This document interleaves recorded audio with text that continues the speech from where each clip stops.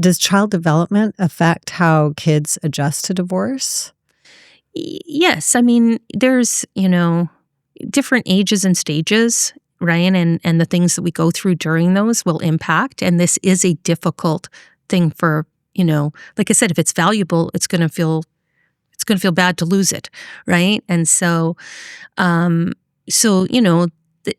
age you are will affect, but, if, like, again, it's not, as long as the conflict doesn't sustain. The other thing we have to look at is developmentally, it doesn't help. Like, a lot of people are like, oh, I'm going to stay together until the kids graduate, or I'm going to stay together till they're done this. Mm-hmm. But if they're living in a toxic situation, like if the house is filled with tension and the parents have a disdain for each other, that's not a solution that's going to be good for the kids, right? So that is better for those children to have two separate homes in which they have ease and positive relationships with each parent, as opposed to staying together for the kids and then, having them in a state of stress because the house is in a state of stress. And aren't you also setting this as a normal way to behave in a relationship? So maybe they repeat those behaviors in their relationships and think that this is normal? Yes, and that happens, right? Like, you're laying the template. And that's why I say, like, even if your marriage didn't work out, you can lay a template of how do you deal with conflict? How do you deal with change? You can lay a positive template from a separation to divorce. If you, I always say, the two words I always, try to promote are, grace and dignity, right? Have dignity in the process, have some grace in the process, right? Because that's a great template to put down. So it's not the separation, it's about how you do the separation itself that really impacts. Yeah, I mean, I think that if you were to make a choice, so you've got somebody who knows very early in the relationship, but don't want to leave when the kids are young, they don't want to give up their time and have shared custody and that kind of thing.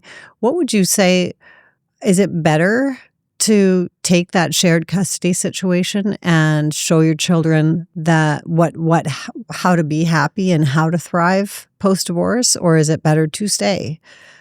I think it's better if you thrive, right? And remember, you're the security, you're the anchor, right? And so if you're like, while we're changing anchors, there's going to be some disruption, right? Like, there's going to be some waves. It's very uncomfortable. Yeah. But once you're anchored again, then for the children, that's what they need.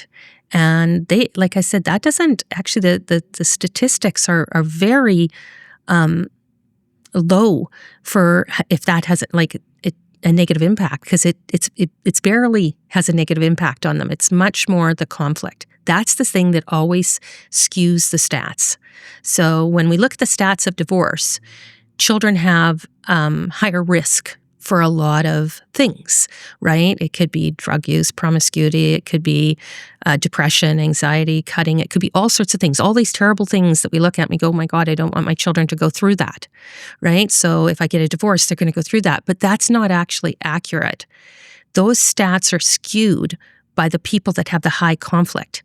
That's when we throw it all together. Those high conflict ones are the ones that skew the stats. But if you take those out, it isn't even barely statistically significant how much increase. It is a little bit increased because it is a big thing to go through, but it's not, something that's necessarily going to say, yes, this is going to harm you. Whereas the conflict is the thing that really harms. Yeah. And disrupts the stats. Thanks so much for watching. Please take a moment to subscribe to my YouTube channel, as well as like, comment, and share on the videos. It supports the channel and allows me to be able to produce more content with great guests who provide tremendously valuable expert advice for anyone going through a divorce process.